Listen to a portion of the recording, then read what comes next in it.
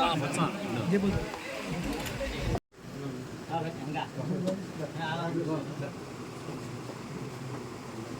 Sir కార్యకర్తలకు party తోడుగా నిలబడాలని చెప్పి ఒక పిలుపు ఇచ్చినారు.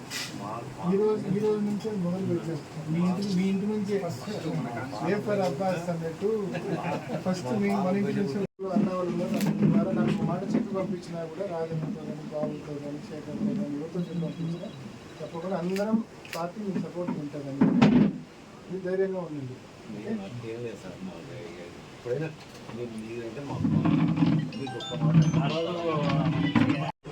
స్టేట్ వైడ్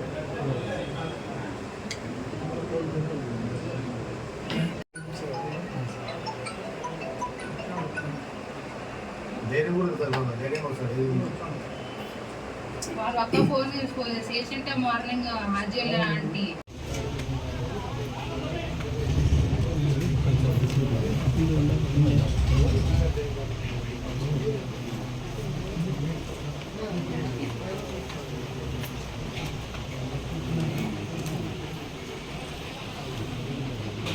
ప్రియతమ నాయకుడు శ్రీ వైఎస్ జగన్మోహన్ రెడ్డి గారి పిలుపు మేరకు ఆదేశాల మేరకు రాష్ట్ర వ్యాప్తంగా ఇప్పుడున్న ఈ అధికార పార్టీ తెలుగుదేశం పార్టీ అధికారంలోకి వచ్చినప్పటి నుంచి గడిచిన 6 వారాలుగా వైఎస్ఆర్ కాంగ్రెస్ పార్టీ కార్యకర్తల మీద ఏదైతే దాడులు జరుగుతూ ఉన్నాయో అటువంటి గాయపడ్డ కార్యకర్తల ఇళ్ల వద్దకెళ్ళి వారిలో ధైర్యం నింపండి, వారికి భరోసా ఇవ్వండి అని చెప్పి ఏదైతే జగన్మోహన్ రెడ్డి గారు స్టేట్ వైడ్ కాల్ ఇచ్చారో అందులో భాగంగా ఇవాళ సింహాదిపురం మండలంలో మరి తెలుగుదేశం అధికార పార్టీ కార్యకర్తల దాడుల్లో గాయపడ్డ అబ్బాస్ గారిని ప్రతాప్ రెడ్డిని కానీ వల్లీని కానీ వీళ్ళందరి గృహాలు మరి వీళ్ళందరి ఇల్లు మరి విజిట్ చేయడం జరిగింది.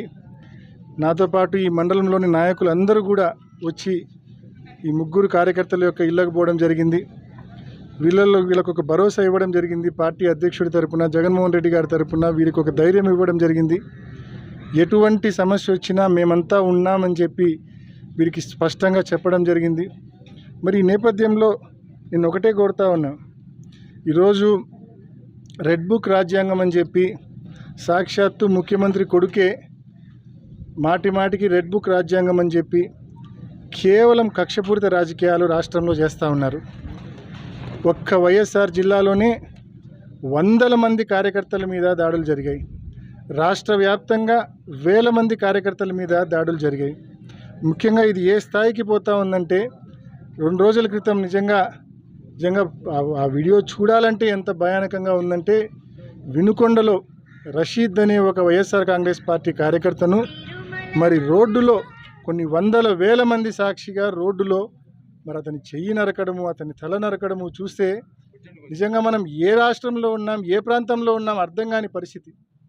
అదే కాకుండా ఇదే పులివెందుల నియోజకవర్గంలో వేంపల్లెలో మరి వేంపల్లెలో అజయ్ కుమార్ రెడ్డి అనే ఒక కార్యకర్త వేంపల్లెలో జగన్మోహన్ రెడ్డి గారు కూడా అతన్ని పరామర్శించడం జరిగింది. కడప రిమ్స్కి వెళ్ళి అజయ్ కుమార్ రెడ్డిని హాకీ స్టిక్స్ తీసుకొని తెలుగుదేశం కార్యకర్తలు దాదాపు 20 మంది గుమ్మికూడి కనీసం 50-60 దెబ్బలు హాకీ స్టిక్స్తో కొట్టి హాకీ స్టిక్స్ ఇరిగిపోతే బండరాలతో అతని తలకాయ మీద గాయాలు చేయడం జరిగింది.